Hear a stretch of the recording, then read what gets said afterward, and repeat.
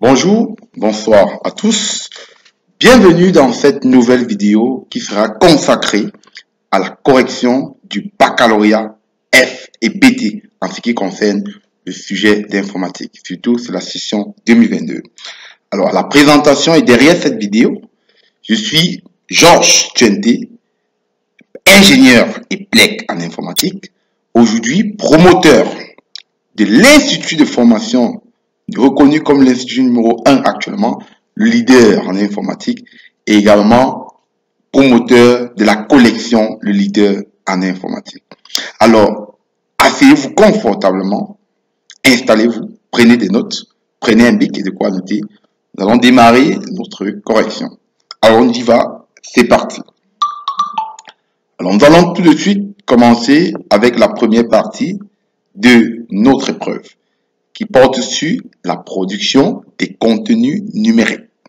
Alors, la première question donc, qui a été posée au bac F et BT, bac FT, c'est-à-dire le bac industriel, il était demandé de définir les expressions plage de cellules et tableur. Alors, simplement, on va vous apporter des solutions au fur et à mesure qu'on allons évoquer les questions. La première définition, donc, plage de cellules, on dit c'est un groupe de cellules ou un ensemble de cellules soulignées qui sont adjacentes les unes les autres. Ou alors simplement un ensemble de cellules adjacentes ou non, ou consécutives.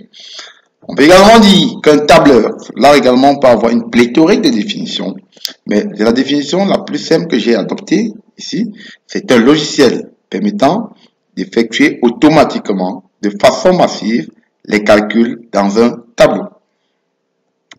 Deuxième question, il était question de donner une procédure pour renommer une feuille de calcul dans un tableur. Renommer ici, c'est changer son nom. Alors, c'est simple, il y a deux procédures que je vais vous proposer. Vous serez libre de choisir la procédure qui vous arrange et la plus simple si vous voulez. Alors, il y a deux procédures Android que je vous donne. Alors, comme solution, premièrement, on voit que pour renommer une cellule, on peut double-cliquer sur l'onglet de la feuille de calcul, puis taper le nouveau nom, tout simplement.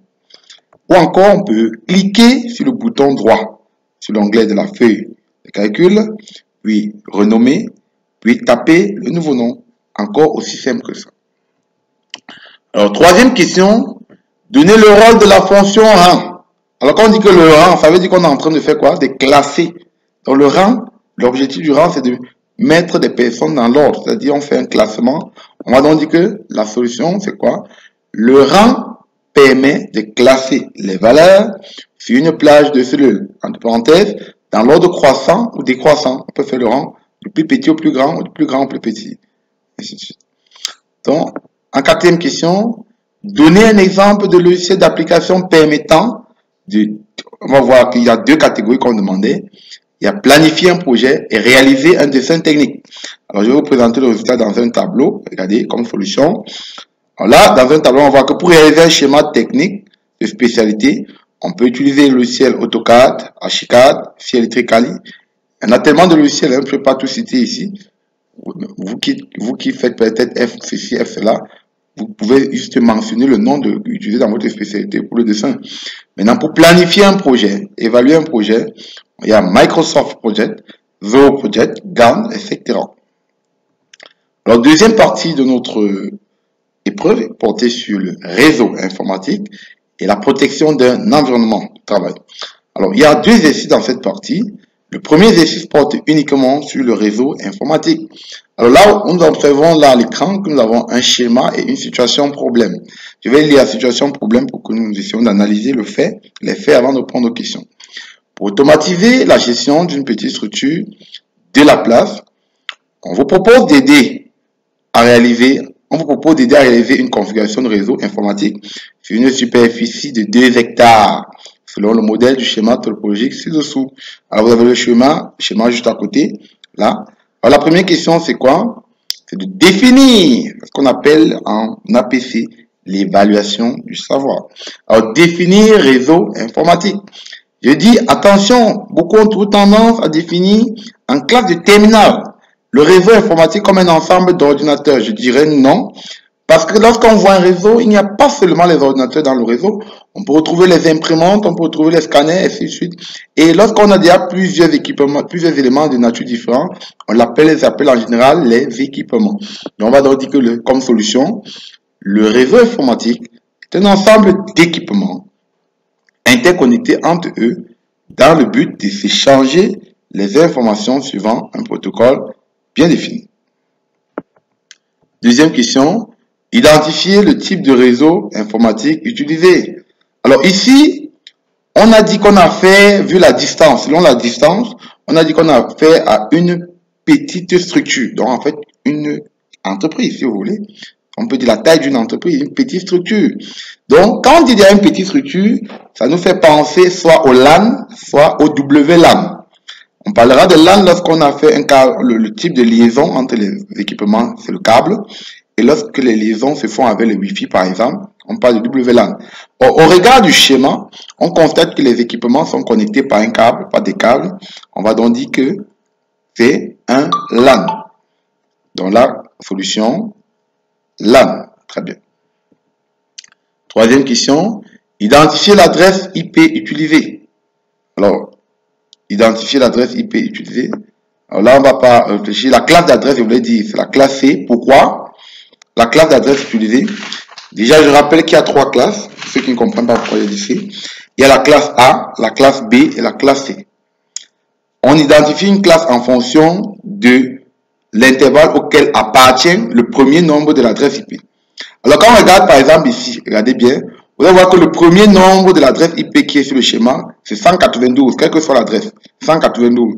Et 192 appartient donc à l'intervalle que vous avez à votre écran, c'est-à-dire à l'intervalle 192-223, qui nous permet donc de dire qu'on a affaire à une classe C. Donc, c'est le premier nombre qu'on appelle encore l'octet. Premier octet d'une adresse IP. Parce qu'une adresse IP que vous avez à l'écran, c'est 4 octets. Le premier octet nous permet d'identifier l'intervalle dans lequel il appartient et afin de nous permettre de déterminer sa classe. Quatrième question, donner l'adresse réseau utilisée par l'adresse qu'on a à la IP là. Alors, on sait que pour déterminer l'adresse réseau comme solution, premièrement, on doit regarder, on doit savoir que l'adresse réseau, pour déterminer l'adresse réseau, une adresse IP a deux parties. Il y a la partie réseau et la partie machine. Or, tout à l'heure, nous avons vu que la classe de notre adresse est la classe C.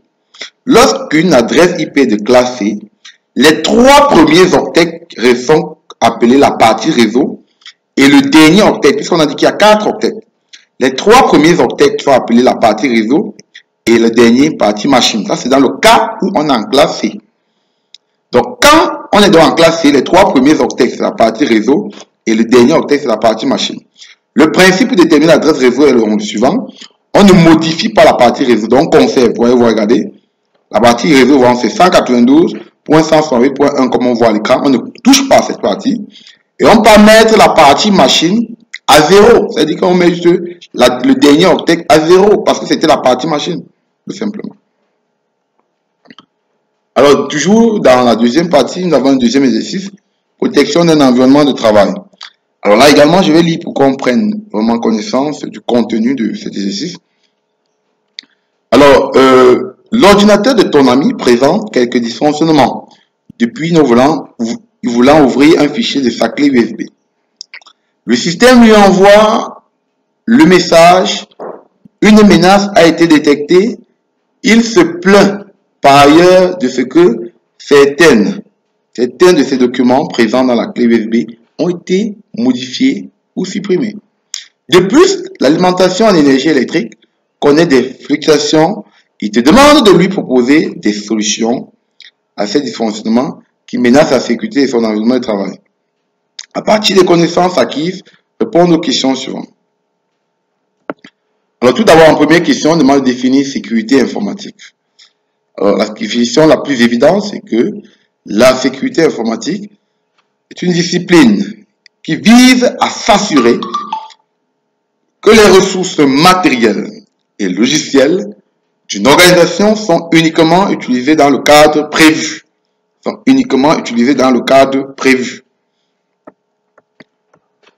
En deuxième question, On demande de proposer 2A, proposer mesures de sécurité pour protéger son environnement de travail des fluctuations de courant. Alors, lorsqu'on dit fluctuation ici, ça renvoie aux variations de courant. Donc, logiquement, on pense comme solution au régulateur de tension. Toujours dans la deuxième question en B, on demande la mesure de sécurité permettant de protéger ces données contre les virus, aussi évident. Même l'enfant de 6e peut s'exprimer quand même à travers cette question, parce que le contraire des virus, c'est logiquement l'antivirus. C'est la question, c'était la question pour éviter 0 sur ce sujet baccalauréat. En question, toujours, on a fait, en question 3, donner le rôle de l'onduleur. L'onduleur, bien évidemment, emmagasine, stocke, magasine donc l'énergie électrique, on va voir là, permet d'emmagasiner de l'énergie électrique et restituer à l'appareil auquel il est connecté. Ça veut dire que si vous avez un onduleur chez vous et que vous connectez votre télévision derrière l'onduleur, après coupure de courant, ne vous inquiétez pas, votre télé va continuer de fonctionner parce que l'énergie que l'onduleur aura emmagasinée, il va fournir à la télé pendant une durée pour que la télé continue de fonctionner. Alors, nous allons faire une pause publicitaire. Bien évidemment, puisque je suis promoteur d'un institut, je ne peux faire la promotion que dans l'éducation parce que moi, je suis là pour encourager les jeunes, je suis là pour permettre aux jeunes d'aspirer à une formation de qualité pour pouvoir avoir un travail durable dès le lendemain, surtout dans des métiers technologiques. C'est pour ça que j'ai dit, je suis institut. L'institut, c'est le leader en informatique. Alors, on voit tout de suite les différentes branches. L'infographie, le secrétariat bureautique, le montage vidéo, la maintenance des réseaux, maintenance informatique, le secrétariat comptable, le marketing digital, le génie logiciel, délégué médical, auxiliaire en pharmacie, hôtellerie. Oui, nous sommes compétents, nous sommes certifiés, nous sommes les numéros 1 dans ce type de formation. Et nous formons pour des diplômes suivants. Il y a le DQP, diplôme de qualification professionnelle, qui est délivré par le ministère de la formation professionnelle. Possibilité également de se former pour un BTS, pour licence professionnelle. Alors, rassurez-vous, nous optons vraiment et le suivi est de qualité. Et nos apprenants, logiquement, sont toujours des meilleurs sur quelle que soit l'entreprise où ils iront. Alors, nous ne faisons pas seulement dans la formation, faisons également dans le e-commerce, la vente des appareils comme les ordinateurs, les imprimantes, les clés USB de qualité à moindre prix, les télévisions numériques, également des disques durs. Toi qui es à Maroua, toi qui es à Garoua qui m'écoute, toi qui es à Douala, toi qui es loin en France, aux États-Unis, pas d'inquiétude. Tu peux également bénéficier des formations à distance. Institut, le leader informatique, forme également à distance. Vous savez, c'est la technologie d'aujourd'hui, le e-commerce, le e-learning. Nous sommes présents en ligne pour vous former chez vous, quelle que soit l'heure. Contactez-nous au numéro 679 63 76 22. Nous serons disponibles pour vous servir. Alors, avant de terminer notre vidéo, nous allons attaquer la troisième partie donc, de notre épreuve qui porte sur le système d'information et base de données. Alors, exercice 1, c'est là également deux exercices. Le directeur d'une entreprise, face aux difficultés de gestion, décide de mettre sur pied un système d'information automatisé. Il te sollicite pour lui donner des conseils permettant de bien implémenter ce projet. À l'aide des connaissances acquises, répondre aux questions suivantes. 1. Définir système d'information automatisé. Alors, tout simplement, on va dire que c'est un ensemble de ressources matérielles, logicielles et humaines. Il y a un S sur humaine qui a été oublié dans la vidéo, sur l'écran. Vous allez voir que humaine n'est pas accordé. C'est une faute très grave, vous pouvez accorder chez vous. Alors, mise en place pour la gestion de l'information dans une organisation à l'aide de l'outil informatique. Je vous demande de souligner vraiment l'expression à l'aide de l'outil informatique. C'est ça qui rend les choses automatisées. Un système aujourd'hui est automatisé lorsque l'usage de l'outil informatique intervient dans le processus. Donc, c'est pour ça que je dis, à l'aide de l'outil informatique, vient permettre de rendre l'expression système d'information automatisé. Et lorsqu'on dit système d'information automatisé, système d'information informatisé, c'est du pareil au même, c'est la même chose. Alors surtout, ne confondez pas système d'information et système informatique. Parce que lorsqu'on parle de système informatique, on parle uniquement d'ensemble de ressources matérielles et logicielles. Il n'y a pas humain dessus. Deuxième question, citez deux fonctions d'un système d'information. Alors je vais vous donner, de manière générale, il y en a 4 que je vais énumérer ici. Il y a la collecte de l'information, le stockage des informations, le traitement des informations et la diffusion des informations. On demandait juste 2 parmi ces 4. Troisième question, donnez un acteur du système de pilotage. Je tiens à rappeler que dans une entreprise, il y a 3 types de systèmes.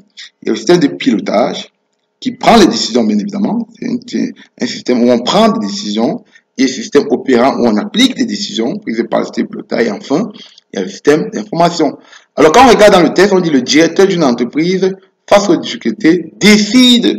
Ça veut donc dire que le directeur est un acteur du système de pilotage, puisqu'il décide. Ça veut dire qu'il prend des décisions, il est au sommet de l'entreprise. Alors, l'exercice 2, nous allons terminer avec l'exercice 2. Je vais encore lire le texte pour vous. Je suis là pour vous. Je vais prendre le temps de lire. Pour une base de données mise sur pied, on a extrait la table élève ci-dessous à partir d'un RGBD, sachant que les données de la colonne nouveau prennent des valeurs de type booléen.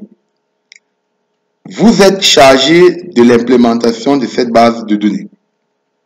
En vous servant des connaissances acquises sur les bases de données, répondre aux questions suivantes. Alors, premièrement, on demande de définir table.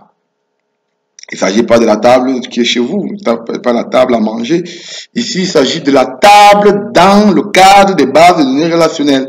Alors, faites très attention lorsque vous demandez une définition.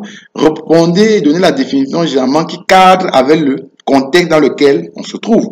Ici, on est dans le cadre des bases de données relationnelles. On va donc dire une table, c'est quoi comme solution? C'est un ensemble de données organisées sous forme d'un tableau où les colonnes correspondent à des champs et les lignes des enregistrements. Surtout, n'essayez pas de diminuer cette définition parce que elle est complète. On peut facilement bénéficier de 1,5 points sur 1 à l'examen avec ce genre de définition. Alors, deuxième question, citez 2 fonctions d'un RGBD. Alors, le RGBD permet par exemple de faire quoi? Quelles sont les fonctions? Permet à plusieurs utilisateurs d'accéder simultanément aux données. Premièrement, permet l'accès aux données de façon simple. En troisième question, alors là, c'est la toute dernière, si je ne me trompe pas. Demandez d'écrire la requête SQL qui permet d'ajouter l'élève Tonier Jean ayant pour matricule EL 03343 de la classe terminale F3, âgé de 23 ans et redoublant.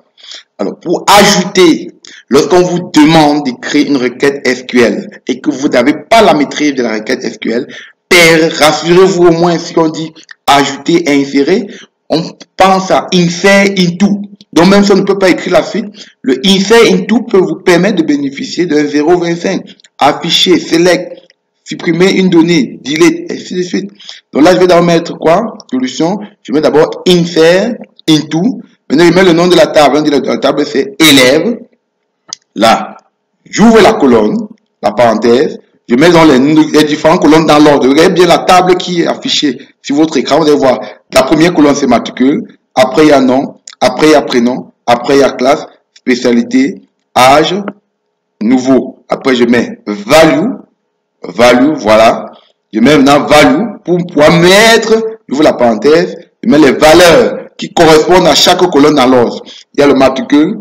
Il y a le matricule, par exemple, qu'on a donné dans le texte qui est EL 03143, mais entre guillemets, parce que c'est une chaîne de caractères.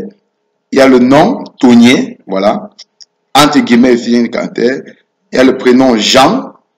Il y a la classe terminale, virgule, c'est pas les virgules. Spécialité F3. Et enfin, non, l'âge 23. Et enfin, R pour redoublant. Donc, redoublant. R pour redoublant. Donc, je mets R. On a dit redoublant. Je peux mettre R. Voilà. C'est vrai que dans la table, on nous a parlé également. On a dit oui pour redoublant ou non. Non pour redoublant. Donc, on peut écrire non à la place de R. Je peux bien mettre non, comme le texte nous les indique. Et surtout, je n'oublie pas le point virgule. Alors, nous sommes rendus au thème de notre vidéo. Toi qui prépares le baccalauréat F et BT industriel, je te souhaite beaucoup de concentration, beaucoup de calme et bien analyser et essayer de comprendre ce que je te véhicule à travers cette vidéo pour te préparer pour le bac. Sans moins de soucis, n'hésite pas surtout à nous écrire dans le cadre de l'orientation après ton bac ou alors dans le cadre d'un souci de préparation de ton bac, dans le cas où vous ne comprenez pas une question proprement dite. Alors, à nous revoir dans une prochaine vidéo. Ciao!